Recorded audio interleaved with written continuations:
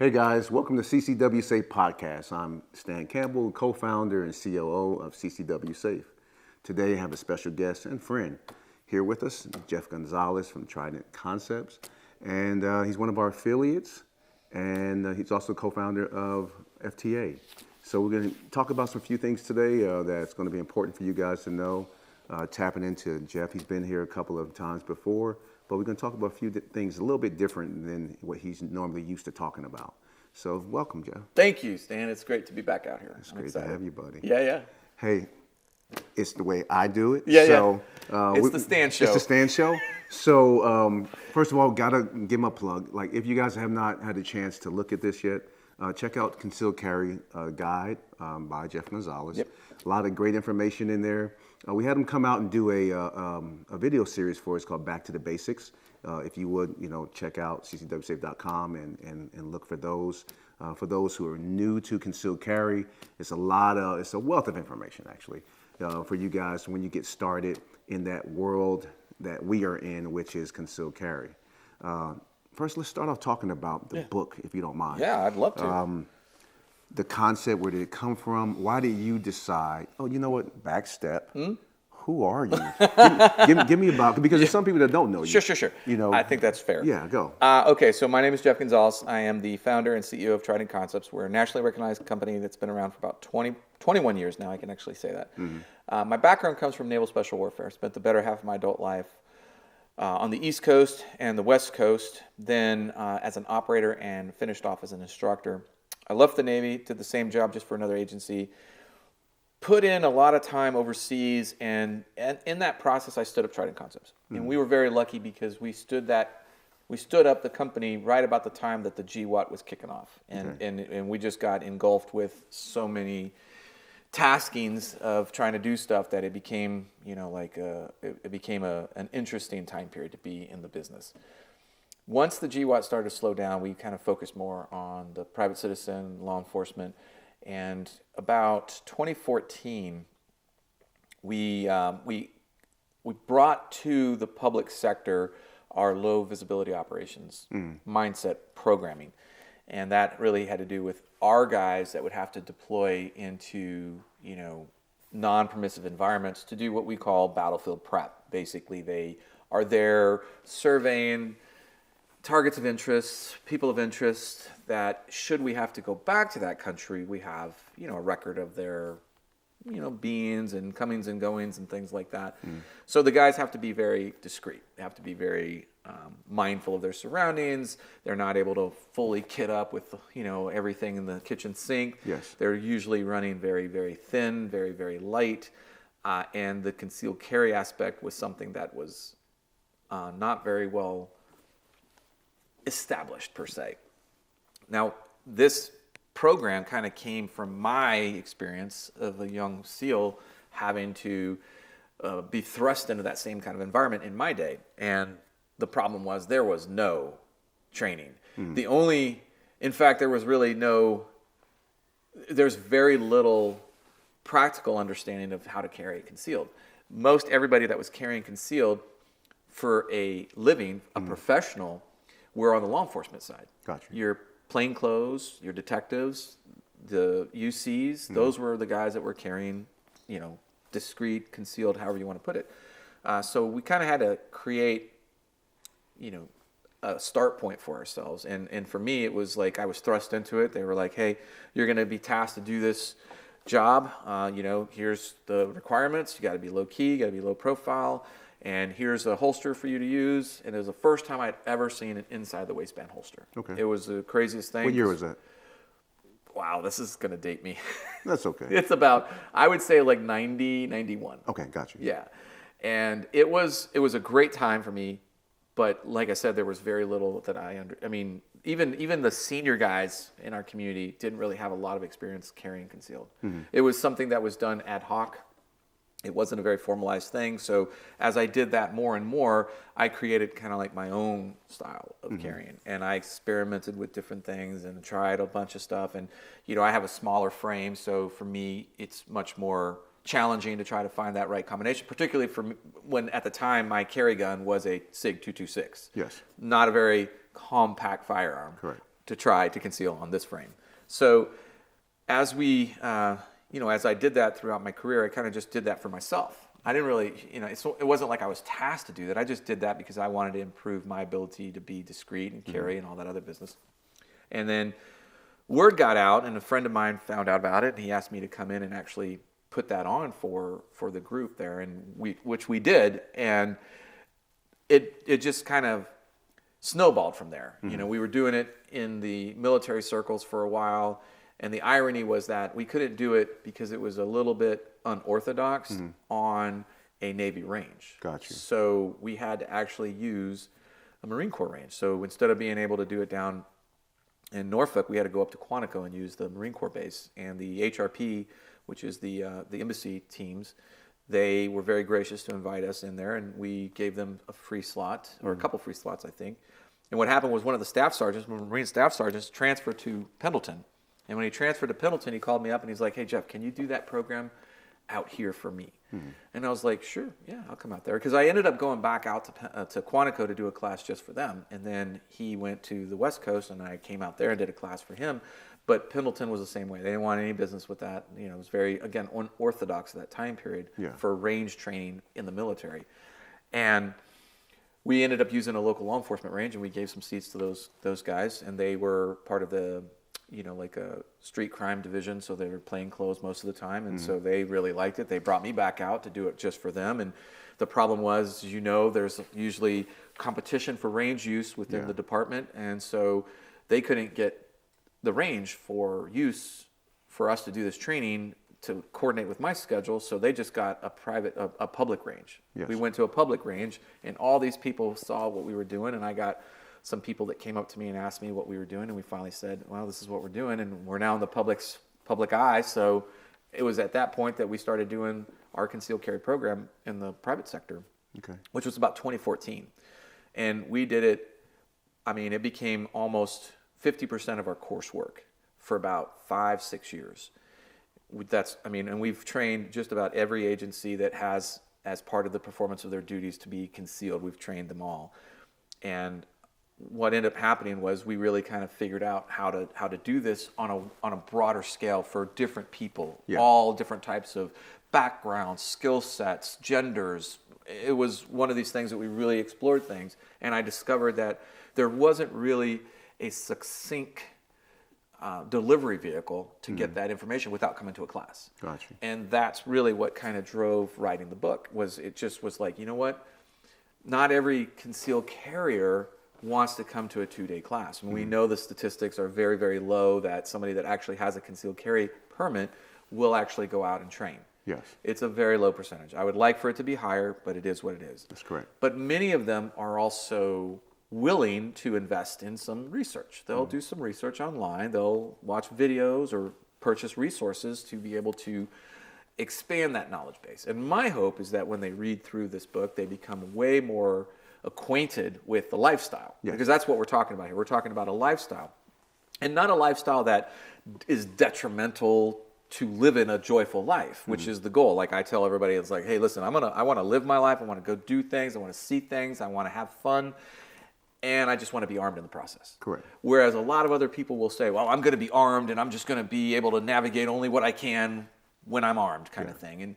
And those are two completely different mindsets. And the second mindset is somewhat limiting and actually pushes away a lot of people because they feel like, well, if I don't want to do that, I'm not going to do that then. Yes. So what I try to get across to people is that you can live your life and be armed in the process. You don't have to change your wardrobe. It's helpful, but you don't have to.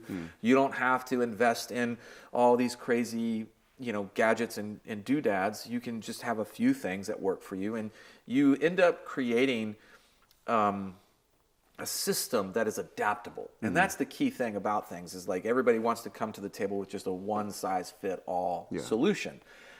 It doesn't work that way. Correct. And you end up, we as the industry, the instructor industry, end up pushing people away, or we end up shutting them out. We don't even invite, we're not in a welcoming kind of condition to bring all those people in. So the book was a way to kind of help bridge that gap, provide a very solid tooth to tail guide of the the art of carrying concealed, because that's also, there's some science to it, but it's really an art. You got to kind of figure out what works for you. Here are some left and right limits. Go. Find something that works for you. It's interesting that, you talked about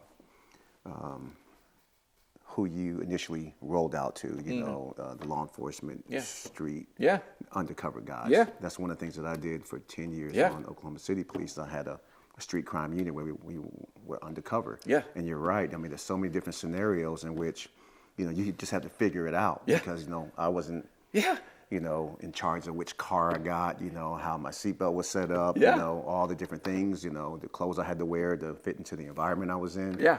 Therefore, I had to change it up all the time. Absolutely. Just to fit the environment. But what I want to know right now is, because you talk about, in this industry, we run into, many of your contemporaries, Sure. Who have, equal training, high level, trainers.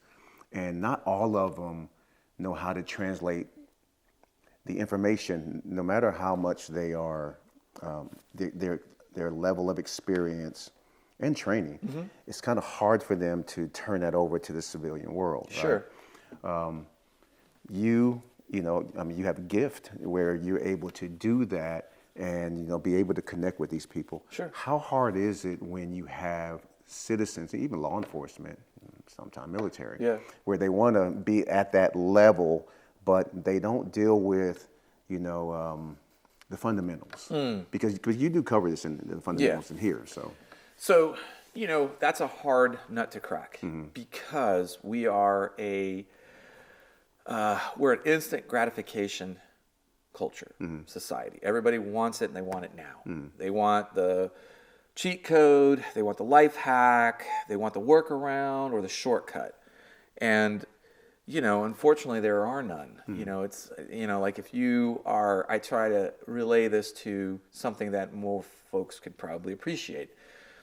If you are, or a member of your family has to go and have a surgery performed, do you want your surgeon to be the one that took the shortcut, found the life hack, didn't do the work to become a profession in his trade?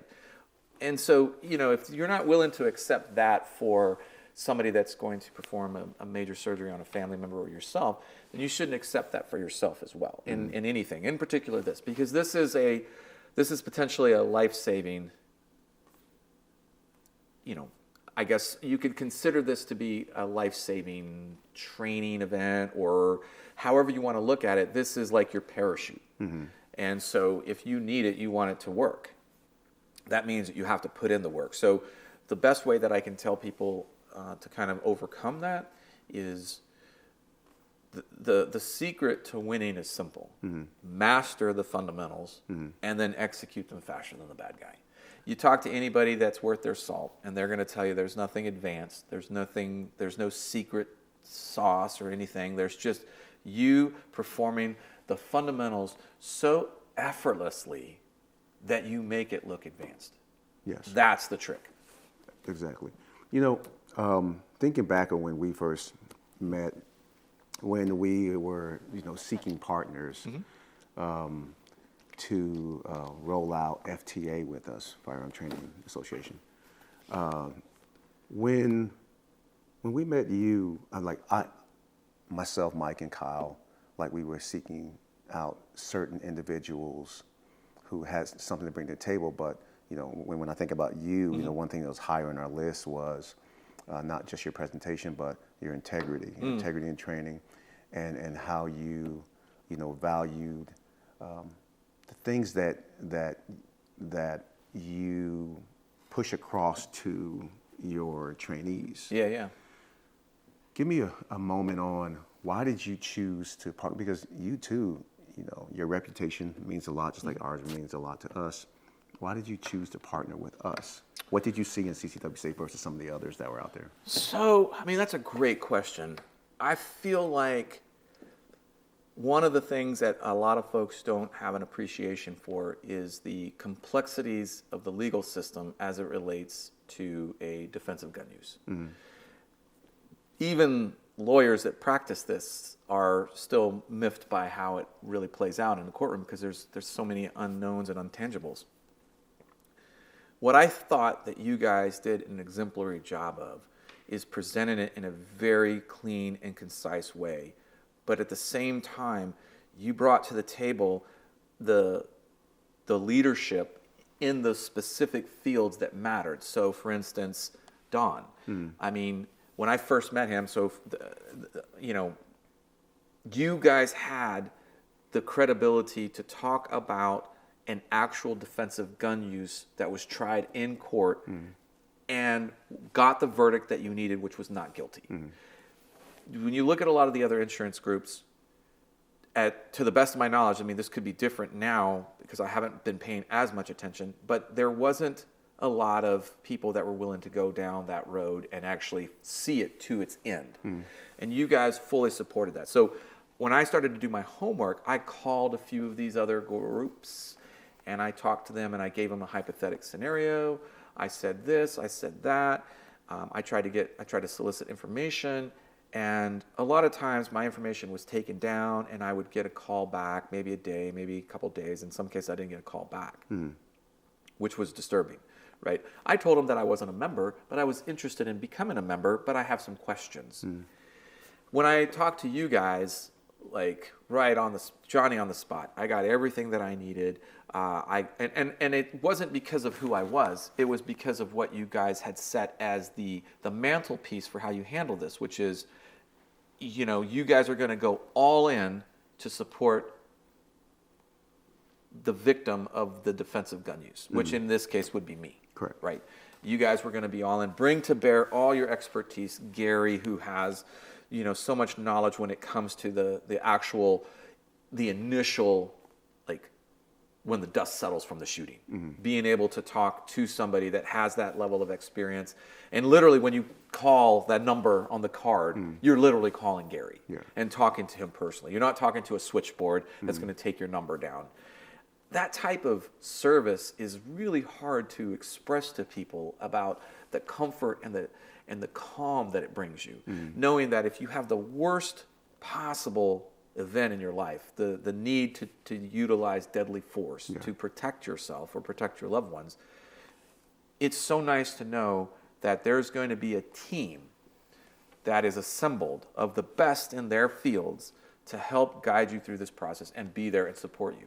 Correct. And to be there not in just name only, but to actually be there with all the support mechanisms. I mean, we can go on and just do a laundry list of all the things that you guys offer, but I think it's important that the viewers actually do their research themselves and actually learn. Like, go and research and do side-by-side comparisons. There's a lot of great articles and videos that are out there comparing the two. And I think when you really do a good accounting of everything, it's really hard. It's really hard to I shouldn't say it that way. It's easy to see the difference. Got you. It's easy to see the difference. And of course, I'm not trying to make a commercial. No, but of course. Thank you for that. Yeah, well, one of the things that we pride ourselves on is like really being there for the members, number one. And like you said, like a lot of these groups don't understand that it's not just about lawyers. Yeah. You and I, because we are friends, we had some conversation in the past couple of days, and like we even talked about our children and like, some of the things. The challenges of adult children, and then like even stepped into, like some of the things that we had, because one of the things you talked about was when you saw your first dead body. Oh, like, I remember when I saw my first dead body. Yeah. And like a lot of the people who are out here. Who are concealed carriers, who train to try to make themselves ready for that event if they get attacked and have to save their own lives. And training is amazing, but they don't practice or train the mindset of, what to do prior to. Like you and I are advocates of avoidance and de-escalation, of course, because you really don't want to be in that thing. But at the same time, they don't train for the aftermath of it because the reality of taking a life is a serious thing. Yeah. Like, I mean, from the human side of it, speak on that a little bit about, really, I don't, you don't have to say names, but when you saw your first dead body, what kind of, you talked about the two sides of the coin. Yeah. Kind of make that. Well, so in this case, I also would say this, that there are 3 fights that you have to fight, right? The first fight is the fight to protect yourself and the potential to take in another human's life. Correct. Right? The second fight is the actual fight itself. And the third fight is the fight for your civil liberties and property. Right? You have to fight those fights in the right order. So the first fight is the most important fight, which is the prep. You've got to do the prep. Because the prep, being able to appreciate, like carrying a gun for defense it's not as simple as just strapping it on. You have to follow it through its conclusion. You have to run it all the way through and ask yourself, am I willing to take another human's life? Now, in that sense, that seems like a lot of people will push back from it. Like new folks coming into the concealed carry world might have some reservations about that. But the way that I try to reword that is to ask them, what are you willing to do to protect your life or the life of somebody else? Correct. The fact that I'm using deadly force doesn't mean he's going to die. Yes. It's an outcome, and it's a strong outcome, but it's also not a definitive outcome, right? There's still a lot of other things. So taking that kind of burden on, that if I pull my gun and use deadly force, I'm killing somebody. Maybe. I don't know. But what I do know is the act of defending yourself protected your life. You took your life and you decided to protect it. Correct. That's a huge thing. And I think it helps people to really navigate through a very difficult decision, which is some people will have a hard time accepting that. And I tell people this is the time to have that conversation right now, because what you don't want to do is wait until you're in that situation and discover that you have some indecision. Correct. That's not the time for that, unfortunately. So then, you get into the actual fight, and we talk about avoidance is key. I preach the single greatest tactic that you can employ is maintaining the highest level of situational awareness relevant to the situation that you're in. And we talk about the color code and being able to navigate up and down, and always adjusting your focus to figure out what's really important, what's not important. And that's the one thing that I tell people is so very important as a concealed carrier. Because what we want to be able to maybe not completely anticipate the bad things happening, but not be completely surprised by them. There's 2 types of events, right? There's what we call a boiling and a flash.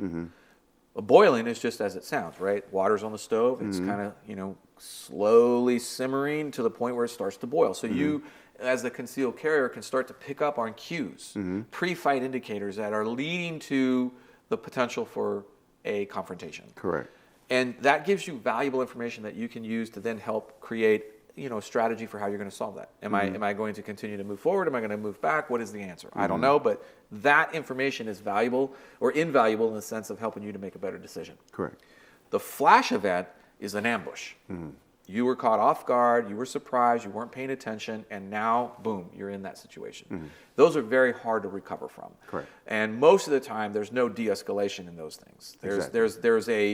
There's a compromise, but there's not really a de-escalation. So, you really want to avoid those flash events, and you want to try to avoid all events. But if you had to pick one, the boiling event is the one that you have more control over. Just to jump in real quick on that. Yeah. I love the way you put it. I'm stealing that from you. But in our world, when we defend folks involved in these incidents, we talk about how like the flash events, not going to happen as much as the boiling events, right? So we're talking about your road rage incidents, all those, the aggressive panhandler, those different things that start off being nothing, and because of the moves that you make, possibly, you launch yourself into this traumatic event, right? So true. And the boiling events is really what gets most of our members in trouble, because they had an out. They could have created distance. Very they could true. have, not rolled down their windows or not gotten out of the car. Not moved forward. Because a lot of times, and I always talk about, when you have any type of conflict, or even at the start, the boiling event, when you have the conflict, to always enter into it the same as if you would if you were not carrying concealed. That's a good point. So because a lot of people, they strap on the gun and all of a sudden the ego boost, right? And then they push forward because like, you know, I know that I can take a life if I had to. Yeah. Therefore, I'm going to push this forward. 100%. You know, and they let this turn into this, and turn into something else. So true. So, you know, in saying that, like, I really like the way that you place it, because we have to do our best to make people understand that, you know, it's mindset to avoid the flash event, mindset to avoid the boiling event. Yeah. And then all of those things will help you keep from changing your life, because this is not the military, it's not law enforcement. Yeah. We are talking about in the citizen world where, yes, you have the right, you have the tools to do it, you have the training to do it, but once you pull that trigger, it's going to change your life. You own that soul. So true. You know, if you take a life. So know, true. Or just the legal stuff behind it. I like a good way to kind of help people to understand that concept is that there will be a part of you that dies, and there will be a new life born from that event.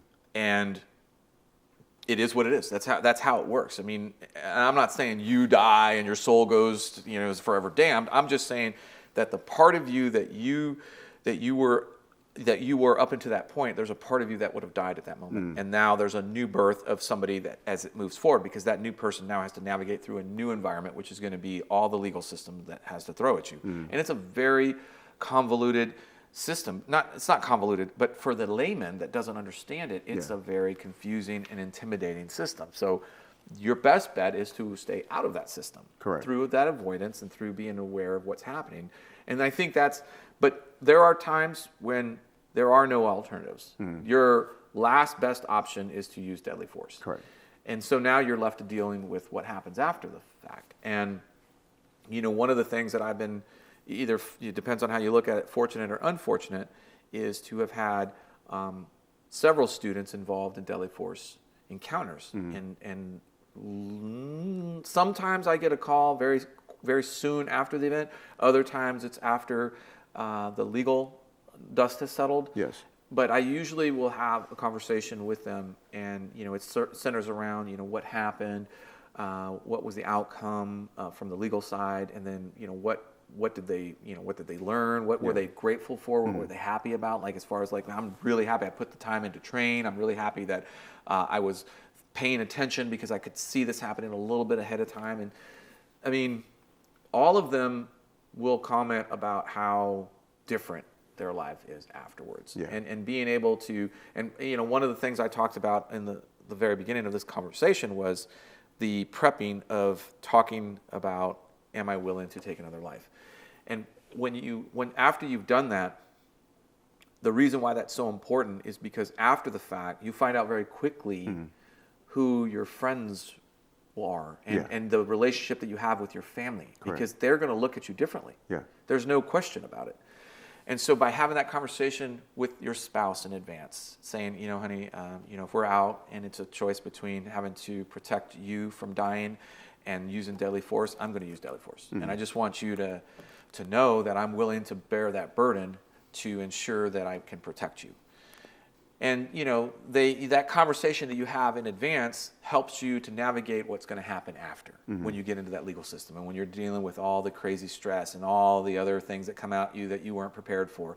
You have that connectivity prior that creates the solidarity that helps you to navigate emotionally through all that stuff, right? When people don't have that, and they find out really fast how quickly their friend list dwindles. That's right. Of sorts, you know, and then, you know, it's helpful to talk to maybe people that you feel, because you don't have to have this conversation with everybody, and I caution you about talking about this to some people, but people that matter to you, people that are important, that are in your inner circle. If there would be somebody that you would call in the middle of the night to come help you, they're probably somebody that you want to have that conversation with and say, hey, you know what?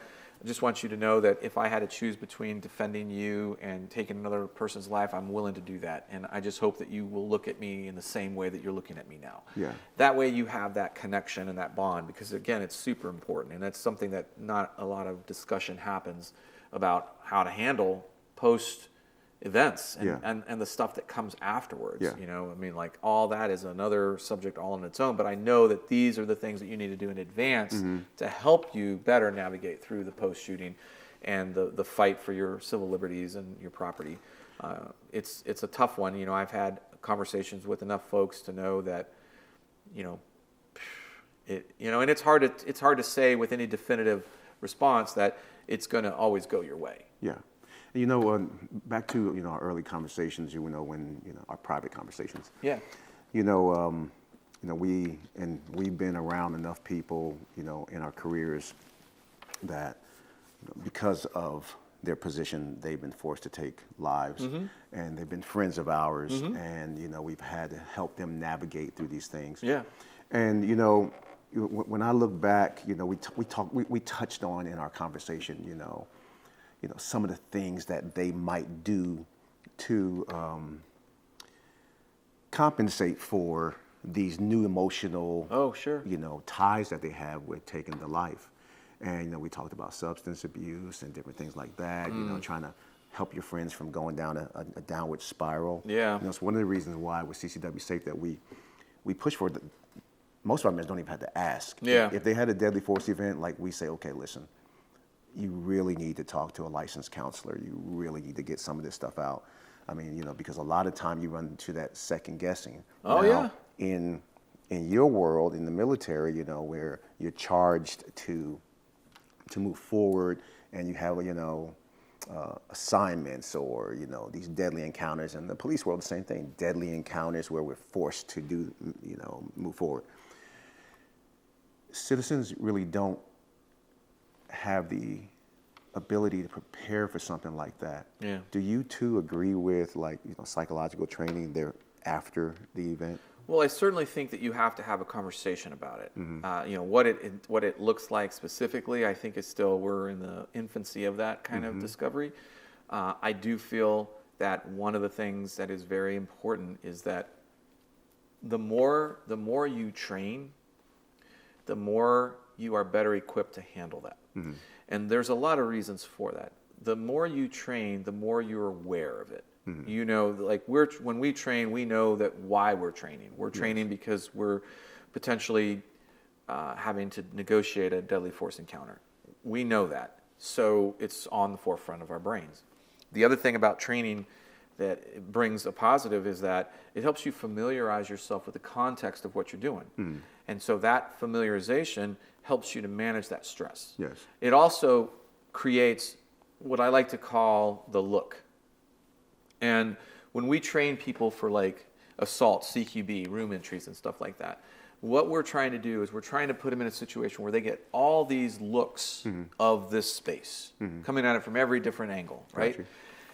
And the more looks they get, the more familiar they are, the more accurate their decision making is under stress.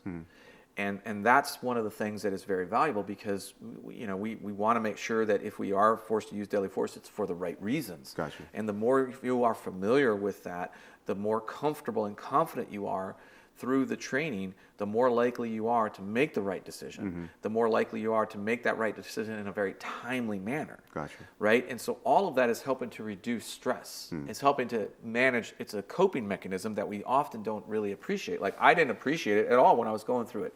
The thousands of hours that we would do in the shoot house over and over, runs. And then of course the first time I do it for real and you realize this is very familiar. Yes. This is not a novelty to me. This is not new. Gotcha. Granted, there are bad guys there and they're shooting, but this is like the atmosphere and my composure is familiar. Yes. And it allows me to be level-headed and more, my agility to react to the situation is higher. Yeah. And my ability to make a split-second decision that is accurate is higher. And it was, again, one of these things where you're like, oh, that's why we were there for so many hours, over and over and over again, pounding it and pounding it and pounding it. Because we're trying to instill in everybody that look so that they have the best way. And you talk to guys and they're like, yeah, I mean, it felt like work. It just felt like training. It felt like Gotcha. I did what I was trained to do. That's a common reaction. That is. It's a common response. Yeah. I did what I was trained to do. That's kind of what we want to try. It's one of the things that I tell people about that are on the fence about training. It's like, I get it, I understand, and sometimes it doesn't fit into your world because of one thing or another, but what you get from it is so incredibly valuable. It's not just about the marksmanship, it's not just about the gun handling, it's about the preparation and that look. Got you. I'm going to do a kind of a hard pivot right now. Go for it. To talk about ammunition. Yeah. Right? And the importance of having the right round, understanding what they do. Sure. You came out here yesterday on range, and we got to test some different ammunition with you. Kind of talk about, because people really don't know. They just think, okay, this bullet just goes in. Yeah. What does it do? Sure. So, when we talk about terminal ballistics, there's so many great resources out there that are available, and one of the things that we understand is that there are two categories of terminal ballistics, or two ways of defining them. There is the pistol, and then there's the rifle, right? So the difference between those two has to do with velocity. The higher velocity rifle rounds are way more lethal. And you look at these rifle rounds, you look at a 5.56 round, and it's 55 grain. You have to you wonder, why is this more lethal than this 115 or 147 grain bullet that I'm shooting from my handgun? It's sometimes a disconnect there. Well, the reason why that is more lethal is because it has an additional wounding mechanism that is void of handguns, which is the velocity. Rifle rounds are flying faster than pistol rounds. Got you. So what happens is there's three wounding mechanisms that you can expect, right? The permanent wound cavity, which is bored out channel that is basically destroying whatever it comes into contact with. Yes.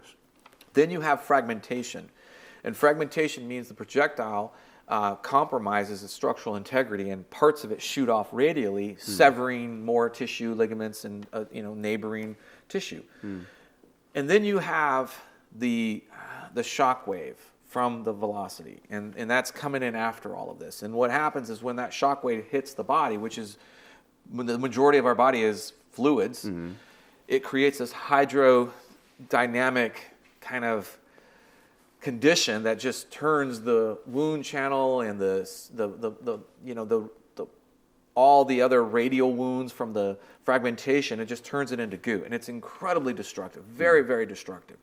But that's exclusive or inclusive to just rifle rounds. Gotcha. Right? Because pistol rounds don't travel at the velocity to generate that. Pistol rounds really give you just one wounding mechanism, the permanent wound cavity.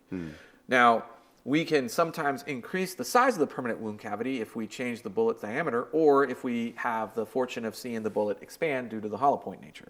That's awesome, but that's still just one wounding mechanism. We don't get the fragmentation, and we don't get the secondary wounding effects of the hydrostatic shock. The faster, even the 357 SIG, which was lauded as like, oh, this is going to be the round, it's still pushing out at about 1,350 feet per second. We need 2,000 feet per second at a minimum to see that hydrostatic shock. So pistol rounds just don't do it. There have been attempts at trying to make it happen, trying to bring a pistol caliber round up to the rifle velocities.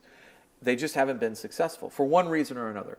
I believe that right now there's a company that has cracked the code and has discovered a way to do this. The company's name is Simix Tactical, and they produce a hypervelocity submass penetration control round that is showing incredible performance. And I believe it's going to usher in a new era for pistol calibers. Gotcha. It's going to change things. It's going to at least force the conversation that people don't want to have. So why is it so unique? Well, it's a 9mm. In this case, we're talking about the 9mm. It's a 45 grain hollow point that is traveling at, in this case, about 2,100 feet per second out of a ported 3.1 inch barrel. So that's a very common concealed carry gun, a micro compact pistol. 2,100 feet per second. Making that, and that's amazing. For the layperson who really doesn't understand exactly what you're talking about, what's the benefit for that transition? So what you get when you get that in a pistol is you get a similar type of effect, of wounding effect from the rifle. So the round is going to it's going to penetrate, and within about 2 inches, it's going to start to dump the majority of its energy. And you're going to see a wound cavity that is going to be a massive wound cavity compared to just the wound cavity that you see from penetration only. That's going to probably tap out at about 8 inches. So you get the hypervelocity, that's what causes all this trauma. You get the submass, so the round is about 45 grains. And then you get the penetration control, so it's really only going to go to about 8 inches. Gotcha. Max, right? So, that's hugely valuable, because what does that translate to? That translates to less rounds being fired. If I'm getting if I'm getting better results from the rounds that I am firing, that means that I probably have to fire less. 2 is that I also have to worry less about collateral damage. In other words, I'm not missing, but over penetrating through the target and hitting another bystander behind or nearby. And then the other one that we're discovering that is incredibly valuable, it's an unintended consequences per se, but due to all the science behind creating this round, what you get is you get a huge reduction in recoil control. And what I mean by that is that the recoil, the numbers that we typically see is about 30% reduction in recoil. But yesterday, talking to a lot of the people on the line, both experienced and inexperienced, and most everybody was saying it's got to be at least 50%. So what does that mean? That means that the sight system is traveling less off the target, which means that you have an ability to fire not just faster, but also more accurately. And that, again, translates to a quicker and more effective stop to that attack. Gotcha. Shorter compressed time frame, firing less ammo and worrying less about over-penetration. So hugely excited about this. Nice. But it's not without its problems per se. And what I mean by that is how the industry looks at handgun ammunition. And in specific, how do we gauge this ammunition? So right now, the standard is the FBI protocol. Now, the FBI protocol came out in the 80s as a result of a really bad shootout they had down in Miami. And they started to experiment with new calibers, new designs, new guns, because they decided that it was the bullet's fault. Now, maybe that's true, maybe it's not true, but it started this incredible journey about bullet design and bullet production, and it was good in that sense. It forced evolution. And they came up with a standard to be able to compare apples to apples, right? We're now going to be taking all this, the ammo manufacturers are going to be producing all this new ammo. We need a system, we need a way to measure this all across the board so that we can be fair and consistent and repeatable. And the actual outside world could do it. We're not going to keep this close to the chest. We're going to share this information with the world so that other people can do it themselves. And that's what became the FBI testing protocol. Now, for those that don't know, it's basically 6 different stages. Each stage has a assigned grade, and the total grade has to have a certain score point in order to be recognized as meeting the standard. And if it meets the FBI standard, many times people consider that to be a really good round. But here's the catch. Of those 6 stages, 4 of them are specifically designed to penetrate intermediate barriers. What is that? That's like auto glass, sheet metal, internal walls, hollow core doors. The other 2, bare gelatin and heavy clothing. All right, so 1/3 of the test is designed around a situation where it most closely matches what a private citizen would be facing in the defensive gun use. Gotcha. Because for a private citizen to actually shoot through auto glass, shoot through sheet metal, shoot through a door, shoot through a wall, there are some moral, ethical, and legal concerns about that as a private citizen. Law enforcement and military, it's a part of their job. Many times they're forced to do this. And so therefore, ammo companies have designed ammo specifically to defeat those barriers. And it's 2/3 of the testing is designed around that. So it's hard. So you can look at it like it's a good round for use as a private citizen. Maybe it is. But it's a round that was designed as an anti-barrier penetrator versus an anti-personnel. Does it do a good job? Yeah, it can, but you also have some other issues that you might have to deal with, which is the overpenetration. And the fact that a lot of those rounds have a significant recoil impulse in order to generate the terminal performance that is necessary for barrier penetration. Gotcha. Not anti-personnel, anti-barrier. So I'm asking the question to the industry at large is, do we really need to have the FBI's? Is the FBI's the sole deciding factor about self-defense use? And I don't think it is. I think the first 2 stages, sure. But then, okay, we're still kind of spinning our wheels with those other 4. So I'm interested in seeing new protocol designed specifically around self-defense and private citizens and how it's being used. Right now, as you look at the closed circuit TV industry, as far as all the videos that we're reviewing from the closed circuit TV, you see this type of engagement. It's at close range. It's against, an opponent that is wearing clothing. He's not hiding behind something. Correct. So, we need something that supports what we, as the private citizens, need for our concealed carry loadout. So Simex Tactical's new line and it's not new, it's been around for a while, but their product line is showing great promise at that. And they're also willing to be the lead, the break trail in this self-defense protocol, this new self-defense protocol. They're putting a lot of energy into trying to come up with one that is, again, also repeatable. That's one good thing about the FBI testing is that it's a repeatable test. The thing I always tell people is that there's a difference between the gelatin that is used in the FBI testing, because that gelatin has to be a specific temperature to create the right conditions to gauge the performance. Gotcha. There's other options, other mediums, but they don't meet that FBI standard. So I'm not really concerned about them. While I can see it's valuable because what that allows a lot of people to go out and purchase this on their own. It's a lot easier because you don't have to keep it chilled to a certain temperature before you use it. To be honest, it's also a little bit cheaper and easier to get. So it allows other folks to test their ammo themselves in a fairly interesting medium of sorts. Gotcha. But it's not the same as the FBI's gelatin. That's a very unique gelatin, and a lot of people don't like to accept that, but it's different, and it's going to produce different results.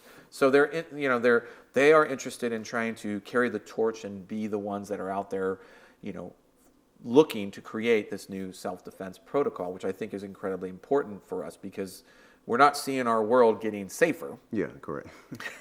No, that's not happening. We're seeing it getting more dangerous. So the likelihood of private citizens needing to defend themselves is becoming more and more commonplace. We see it, in all the defensive shootings now, and that's another nice thing that we're seeing media actually at least mentioning the concealed carrier, the home defender, using their firearms to protect life.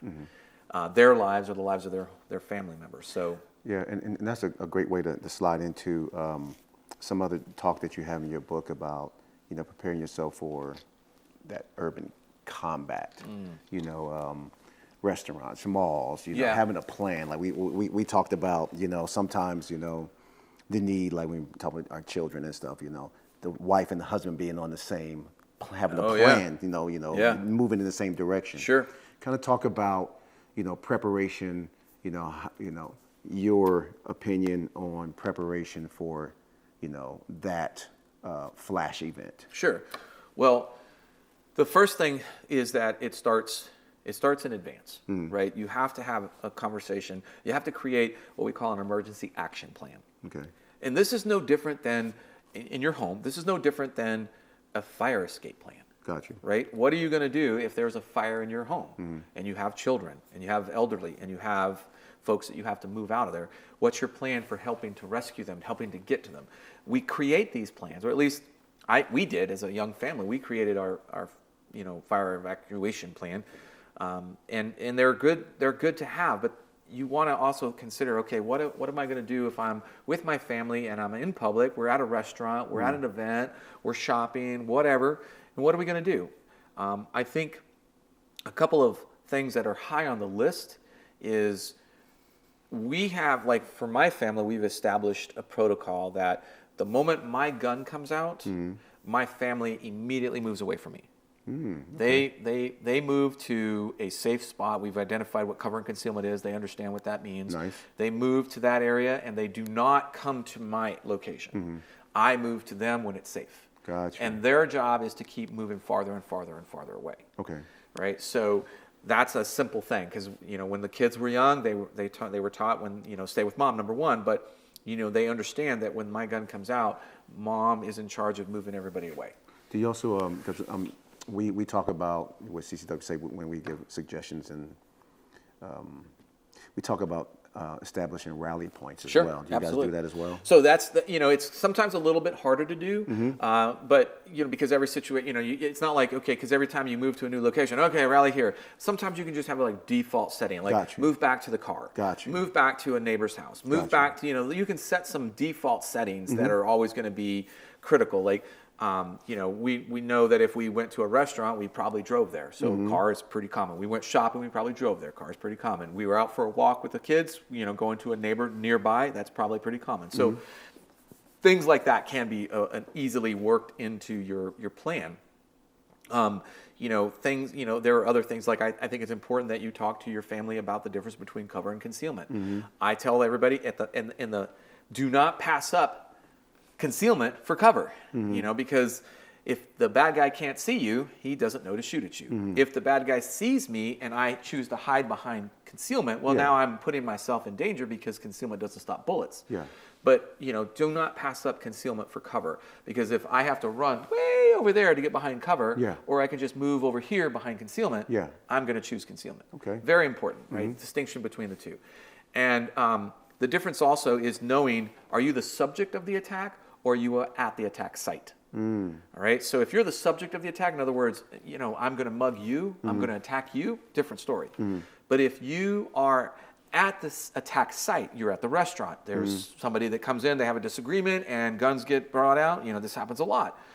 Are you the subject of the attack? If you're not the subject of the attack, your best bet is, again, to look for an escape. And that's something that, we talk about this all the time. It has to do with, never walk into a place you can't walk out of, these types of things. But at the very least, know the layout, know the, and that's not just because of a gunfight. That's, well, what if you're at a restaurant and a fire breaks out? Yeah. Where's the closest exit to get out of the fire? Things like that are normal. They're not paranoid kind of things. They're just part of living and part of survival. We're a species that has survived these millenniums because we're able to think and we're able to employ our brains and use our brains to help us get out of problems. We don't have claws. We don't have, fangs. We don't have those tools that the animal kingdom has, but we have our brain. Yeah. And that's a huge tool. That's a invaluable tool. It's funny you talked about paranoid. I used to say that on the podcast before where I would talk about being prepared and not paranoid. Sure. And some of the things that I do to be prepared, you might say, okay, you're going too far. But, for instance, and my family used to laugh at me, but it doesn't matter what, if I'm having eggs, if I'm at the restaurant, of course, just like most cops, we're looking at the exits and the entrances, but I will order a steak knife. Yeah. And they're like, what do you want a steak knife for when you have eggs? I said, well, I'd like to have a secondary weapon just in case I couldn't get to, or I just needed a secondary weapon. And we talk about that all the time. If you're out and about, it's good to have what we call a first strike weapon. So a first strike weapon can be pretty much anything, right? Because maybe I don't have the luxury of going to guns right away. I might need to create time and distance in order to do that. Correct. So, this water bottle with the cap on can be my first strike weapon. I can use this. I can throw it at the suspect. I can use it as an impact tool. I can do a lot of things with it that potentially could buy me that time and distance to be able to then go to guns if I want to. So things like that are hugely valuable. First strike weapons are so important. And it could be your phone, it could be your cup of coffee, it could be a rolled up newspaper. But thinking about things like that are super, super valuable. I remember, and I don't do it as much these days, but post 9/11, anytime I got on an aircraft, I would take, you remember the Sky Mall magazines?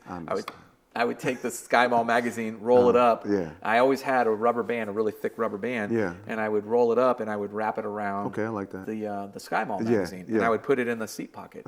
And that tightly wound magazine became a very effective tool in a very confined space. Yes. So it's things like that are super helpful for that first strike weapon and creating the time and opportunity to good. We always talk about you always want to improve your weapon system or improve your position, right? So anything that I'm doing from a tactical side is designed around those two things. I need to improve my weapon system. So if I started with a water bottle, I want to make it up to something better, And then if I'm right here and I can move towards cover or concealment, I want to make that move. I want to make that jump, if you will. Is that kind of like when you talk about TDE? Right. TDE. In time, distance, and exposure. Sorry. Yeah. That's yeah. okay. That's. Well, TDE really has to do with the shooting solution, the firing solution, right? Okay. How much time do I have? What's the distance to target? What's the actual target exposure? What am I looking at? Like how big of a target? So yes, in that sense. But when you're out and about and you're looking at other little, like when you're talking with your family, and this has to do with like.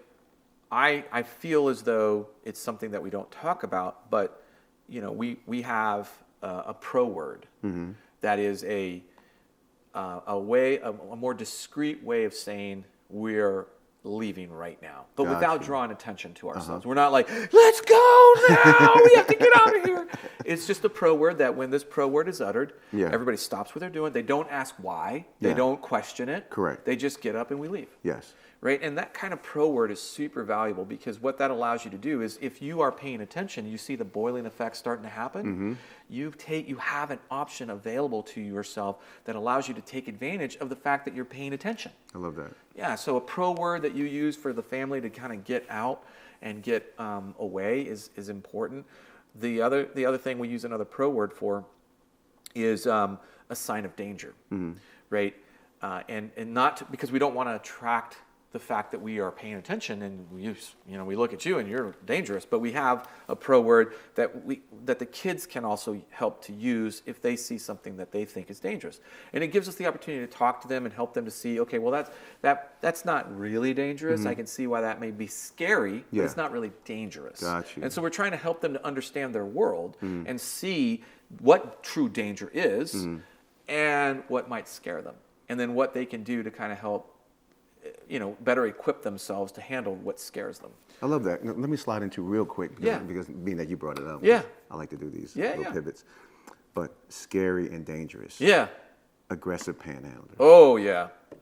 Kind of give us some pointers on how you might deal with that situation. I know it's... So it is a scary thing because, first of all, I saw this firsthand multiple times. Yeah. When I was the director of training for a beautiful indoor range in Austin, the roadways leading up to our facility were always under construction. In fact, they still are. 7 years, and they're still under construction. Yeah. But what it did was it forced us to always have to use a surface street which had a street light at it, and that was a choke point. And so there's a couple things that I tell people about dealing with this. Every time overseas, that was a normal thing. Anytime we rolled up to an intersection, we were always having to deal with. In this case, they weren't necessarily panhandlers, but they were potential distractions or potential attackers. Just depended. So what I tell people is that, be mindful of your surroundings. Look around, right? It's very easy to politely say no, and that's the first thing that you should always do. But one of the things I tell people is that anytime you're in your vehicle, you need to consider your vehicle as your first level of defense. All right, and that has that leads me to two things. Number one, it should not be you should not leave your windows down or your doors unlocked. Right. If you are rolling up to an intersection and you are enjoying the breeze, okay, before you get to a full stop, you should be rolling up your windows. Your door should already have been locked. Okay, that's like 101, very basic stuff. Okay. Then, the distance between you and the vehicle in front of you. You want to leave enough navigational distance so that should you have to get out of there, Yeah. you can turn the wheels very hard and accelerate out of that spot. The next thing I tell people is that when you are confronted with somebody that refuses to accept no for your answer, the best thing that you can do is to stop engaging with them. Yeah. I don't need to keep saying no to somebody. Yeah. I just say no once, and that I use the delivery of no in like 3 different levels. Gotcha. Right? I can use it in a kind of like calm way, like no man, no thank you. Yeah. I can use it more sternly, like saying no, and then I can use it no. You know, so I can escalate the way that I use that to help me control that situation. And what I tell people is that, you know, I'm not going to keep giving that same command over and over until you execute the command that I just gave you. So if I want you to stop what you're doing, I'm not going to tell you stop, move away. Yeah. I want you to stop, but I'm going to give that command to you one time. What I have found in my little experiment, it wasn't an experiment, it was a day of life. Every day I left work, I had to deal with this. Yeah. When I just gave them a simple response that was firm, no thank you. Yeah. That's it. And I don't maintain any connection with them after that. I go about doing my business. I either, you know, whatever, I'm not going to engage with them. I'm not going to keep engaging with them. Yeah. And they're going to eventually recognize that the time that they're wasting, because this is the other thing, they have to understand the dynamics of the street light encounter. Yeah. So that's in a constant cycle. Yeah. Right? And the more time they spend with somebody that they know they're not going to get money from, the more likely they are that they can miss the opportunity for somebody else. So as soon as they recognize that you're not going to give, they're going to move on to the next person. But what about that person that refuses to move on? Yeah. All right. So here's a couple of things you need to keep in mind. Number one, you're safe in your vehicle. All right. If you try to exit your vehicle to deal with them, I understand if they strike your vehicle, if they hit your vehicle,